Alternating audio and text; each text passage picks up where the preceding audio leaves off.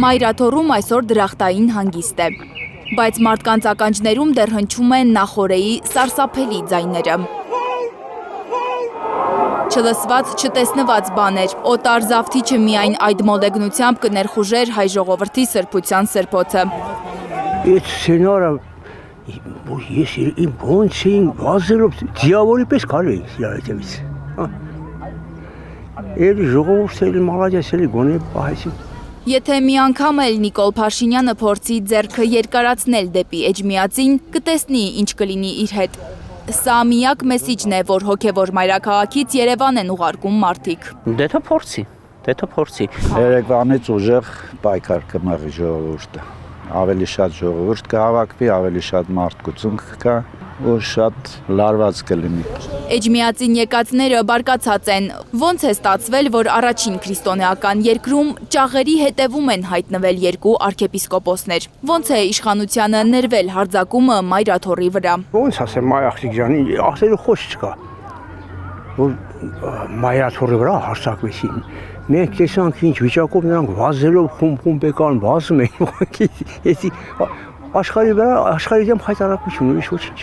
Առաջի ազնենք եղել, որ մենք քրիստոնեություն ենք ընդունել եւ ամբողջ աշխարհում մենք օրինակ ենք ծառայում։ Սա ուղղակի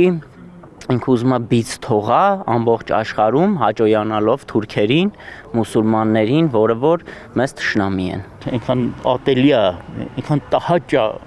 որ պատկերացրեք ցանկություն չունեմ ինչ-որ մի բան ասելու, ազնվորեն եմ ասում։ ԱԱԾ-ականները ուշփաթ էին զինված ու դիմակավորված ներխուժել Մայրաթոռ Միքայել արքեպիսկոպոսին տանելու, ասես նա մի ծանր հանցանք էր կատարել ու փախուստի դիմել։ Իրանց վախերն է, իրանց իրա կոնկրետ վախերն է, իրա մեր ժողովրդի մեջ հիմա sense մի հատ խոսույթ կա, որ կամ դեղերը չի խմե, կամ ավելի շատ է խմե։ Հիմա ինքը երևի թե կիմանա, ինքը եւ ցածուտային իրավիճակում է, եւ վախերի, եւ հոգեվարքի մեջ, եւ ուղղակի ափսոսում եմ, որ նման բաների են կարժանանում։ Մեր ժողովուրդը այսպեսի դժբախտությունը որն է, որ սա էլ ես համարում եմ դժբախտություն։ Մարդիկ հիշում են, այսպիսի բան պատմության մեջ մեկ էլ 1938 թվականին էր եղել, երբ հայ բոլշևիկները հարձակվել են Վեհարանի վրա ու գորգի մեջ խեղդել կաթողիկոս Խորեն առաջինին։ Վստահեցնում են, որ չեն հանդուրժելու այդ պատմության կրկնությունը։ Մանրապճեղ, ցածր մակարդակի փոքրահոգիություն, փոքրոքի մարդ պետք է լինի, որ ասենք թե նման վերաբերմունք ցուցաբերի հայ առաքելական Սուրբ եկեղեցու նկատմամբ, առավել եւս վեհափառի նկատմամբ։ Մարդկանց մի փոքր հույս է նշնչում միայն այն, որ իրենց հաջողվել է քրիստոնյայի արժանապատվությամբ ընդունել Փաշինյանական հարվածը, կանգնած մնալ եկեղեցու ու սրբազանների կողքին։ Ողջույն ողոր քրիստոնյա է։ Իսկ Միքայել արքեպիսկոպոսի ինքնակամ հանձնվելու որոշումը միայն ավելացրել է սերն ու հարգանքը նրա հանդեպ։ Արքեպիսկոպոսը իսկական տղամարդու նման պահեց իրեն։ Եթե իրենք չեն պատկերացնում տղամարդկությունը ինչ է, Միքայել Սրբազանը բարձր մագարտակի տղամարդկային հատկանիշներով օժտված դրսևորեց։ Ինքնակամ